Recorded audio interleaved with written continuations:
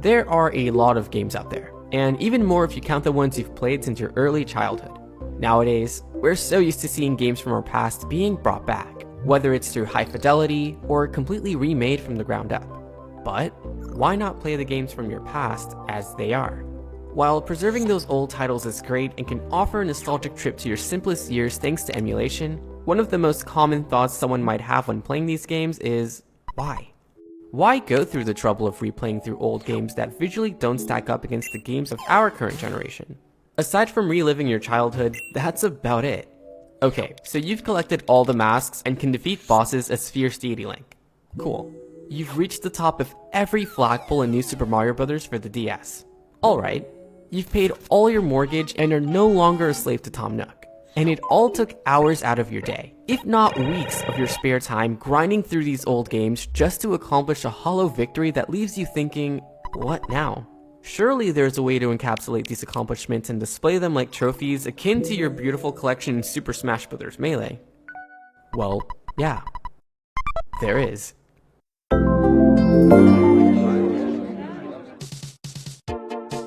Ever since the launch of the Xbox 360, players were introduced to something known as achievements. These digital badges gave us a new way of looking at video games, pushing us to play each game to its limits in an attempt to earn every single achievement we possibly could. Soon after, the PS3 launched with the same feature, except Sony calls them trophies. Your PlayStation Network account would have a trophy level too, which meant it grew with each trophy you earned. Easy trophies were bronze, intermediate trophies were silver, difficult trophies were gold, and seemingly unfeasible trophies would be platinum, which tended to be a rare sight. You usually earn these when you obtain every trophy in a game. If you were a collector or a completionist in general, these were enough to motivate you to play through each game till the end and maybe even 100% the ones you otherwise wouldn't have. It wasn't long before this feature became the norm for most platforms to this day, with the exception of Nintendo, who has yet to implement any sort of achievement system in any of their consoles. But why bring this up? Well, it's because of these officially licensed achievements that fans went ahead and created their own achievement system for older games that originally weren't able to have this feature implemented. This came in the form of RetroAchievements.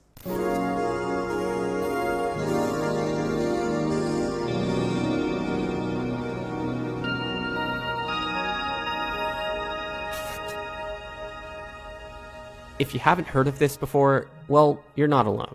This feature isn't really plastered on plain sight in the world of emulation, and while it did gain popularity over the years, there's still tons of players who don't even know it exists. With RetroAchievements, you can re-experience games from your past in a whole new way, earning achievements for games from many different console generations with platforms like the SNES, N64, PS1, DS, and most recently, the PSP. Not only do you earn achievements for doing things like getting a Chaos Emerald in Sonic Advance, or copying a new ability for the first time in Kirby Superstar, but there's also very creative achievements that challenge you in ways you weren't before, like defeating Queen Goma before she can retreat to the ceiling in Ocarina of Time, not letting Aerith fight at the Sector 5 church in Final Fantasy VII, or looking at yourself in the mirror as you start your journey in Mother 3. Aside from just earning achievements though, you can also get more out of the experience in a way that connects you to other players regardless of what you're playing. A few examples would be leaderboards. Let's say you beat the Mushroom Kingdom while playing Super Mario Bros. For the NES. That record will be saved and compared to other times locked in by other players, keeping track of who has the best time in that specific stage. There's also active presence. Some games keep track of your progress and keep other players on the loop of where you are in a specific game, like in Majora's Mask, where it informs the status of what link form you're in, where you're located, how many hearts you have, etc. Animal Crossing does something similar where it keeps track of how many bells you have, how many different fish you've caught, and it even updates the points you earn each day for the HRA. So if you've never cared about the Happy Room Academy before, well, now you do. On that note, some games even feature real-time achievement progress. A good example would be Sonic 1 for the Game Gear, which displays potential achievements you can earn while playing at a certain point in the game, like completing Green Hill without dying, or completing the first stage without jumping. If you were to fail the challenge, the achievement would no longer be displayed. The same can be said with Super Smash Bros. On the N64. One of the only achievements I have left consists of beating Classic Mode in the highest difficulty with just one stock and no continues. It's not an easy one, I'll say that much. These little extra features come bundled with retro achievements, and it brings new life to games that we'd otherwise move on from and even forget about. The great thing about earning achievements in this way is the fact that your accomplishments are always saved to the cloud. So even if you start over on a new device, it still remembers everything you've achieved when you log in. Just like how PlayStation levels up your account with each trophy you earn, all of your achievements earn you points for your Retro Achievements account, with the amount you earn being varied with each achievement depending on how difficult they are. You might have noticed these achievements have a bright border around them, and that's because these are hardcore achievements. Normal achievements won't have a border displayed. Since emulators are known to have features like save states and cheats, hardcore mode basically disables those features so that you can play your games the authentic way, and your achievements will show that.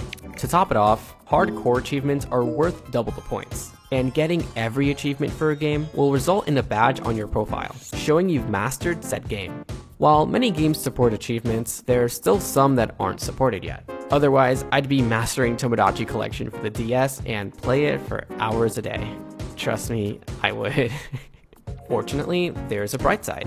Retro Achievements is an open source collaborative project between tons of fans who love these games.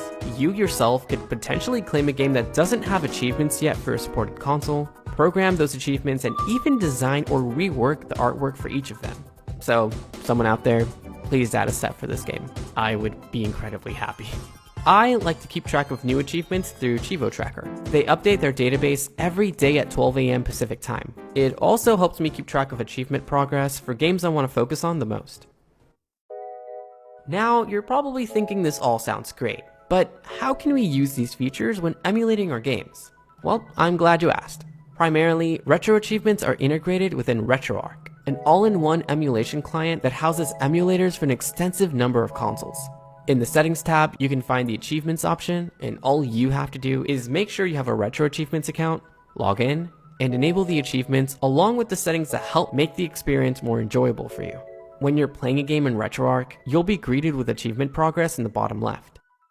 And if you go into the menu mid-game, you can keep track of that game's achievements in case you ever want to refresh your focus on whatever objective you're after, or if you just want to stare at them all. If for whatever reason your achievements aren't active for a supported game, chances are you don't have the correct ROM file. You can verify this by going to the game's page on the RetroArch site. Navigate to the official forum topic, and it'll show you every supported ROM by their name and their checksum key. No, these aren't links to the actual ROM files. Launching these games and keeping track of their achievements doesn't stop at just RetroArch though. If you're a Twitch streamer, you can definitely use real-time tracking for retro achievements and include it in your layout, kinda like what you can see on screen. Even better than that, since RetroArch is technically a standalone emulator, it can be used in other emulation front ends like Launchbox, which coincidentally supports real-time achievement progress for those who prefer their own visual aesthetic when browsing their library. You can even view your personal account if you want to. The best part about RetroArch is that it's supported on a lot of different devices, so you could potentially grind through your achievements on your phone, your living room consoles, and even your handhelds. And that's all I have for now.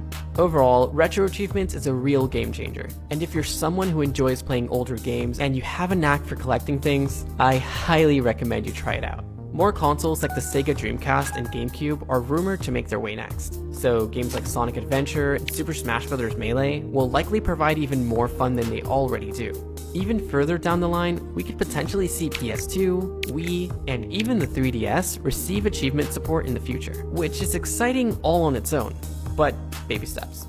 If you would like to learn more about me, what I do, or what I look like, my social media links are there in the bottom right corner, as well as my Twitch URL if you want to join me whenever I try grinding through achievements live.